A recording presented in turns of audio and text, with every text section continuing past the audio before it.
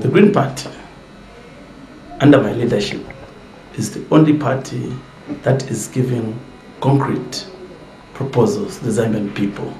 We have said, as a Green Party, that we shall legalize the cultivation and the export of marijuana for medicinal purposes, so that we're able to generate in excess of $15 billion per annum for this country.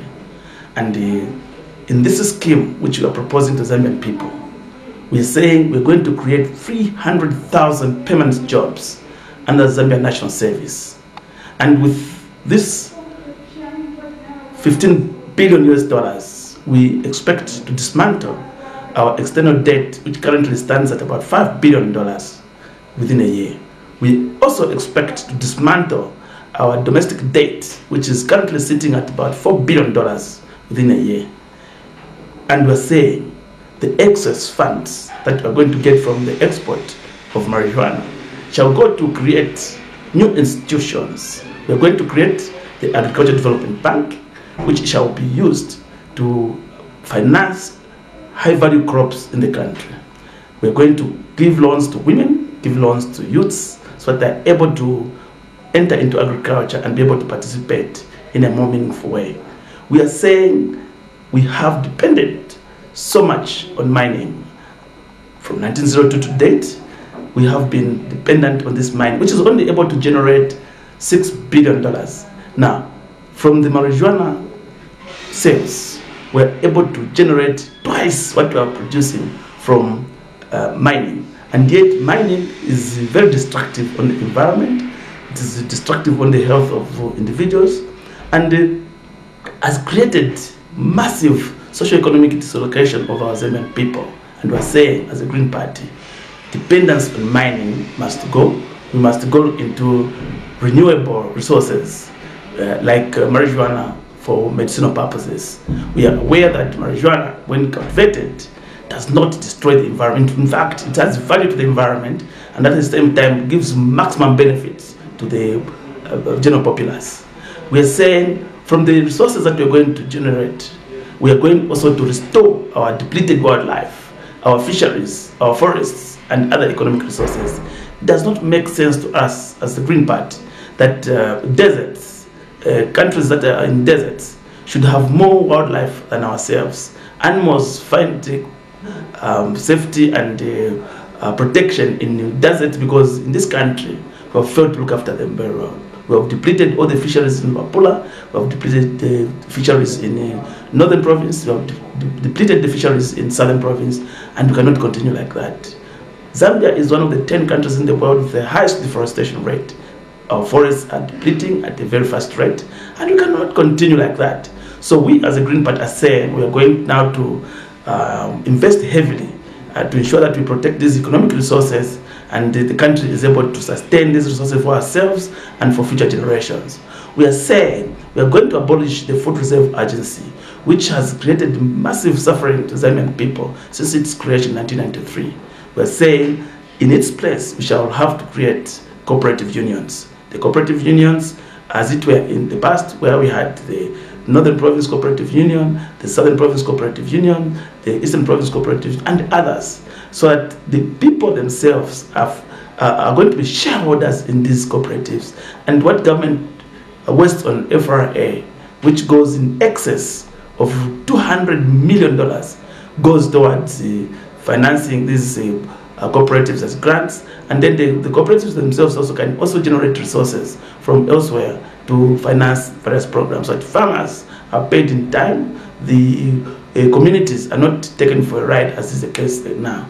We are also going to abolish the Farmer Input Support Program, the FISIP program, which has been massive wastage of resources and benefiting only a few individuals from government. And so we are saying that we shall be abolished, and in its place we shall create credit unions.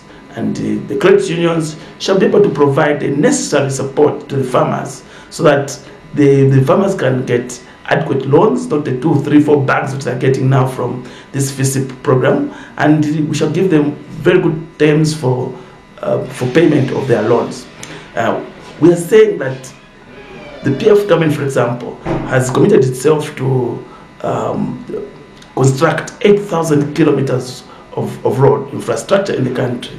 They have so far constructed close to 2,000 kilometers, and 6,000 still stands and constructed. And the money which PF was depending on was from borrowed resources, borrowing from the international community.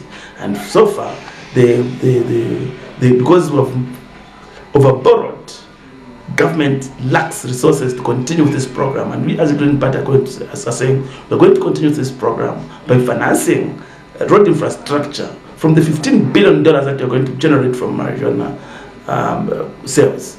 We're saying also that various schools and health clinics which have been earmarked for construction and for upgrade, we are going to finance because we shall have adequate resources to address that.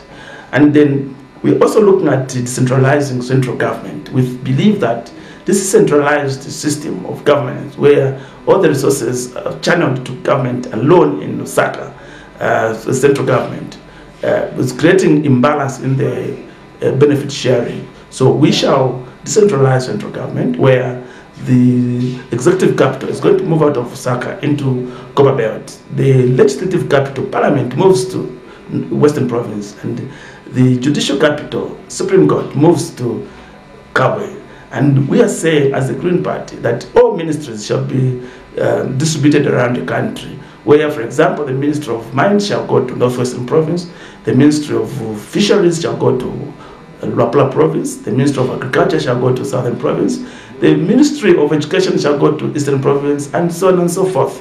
Distribute all these ministries across the country to ensure that the budget, when it is announced, is equitably distributed around the country. We are not like these other politicians who have come to promise that they shall provide free education without giving an indication as to where they'll get money from. The Zambian people have suffered from this kind of politics, which has been the order of the day, especially from the 1990s, where politicians will promise that they shall do these things without indicating a source. For us, we're saying, number one, we shall legalize the cultivation and export of marijuana and generate 15 billion, which shall be the anchor in terms of carrying out various agricultural and infrastructure development projects. I challenge other political parties, tell us where the money is going to come from to support free education, free medical care, and free social infrastructure.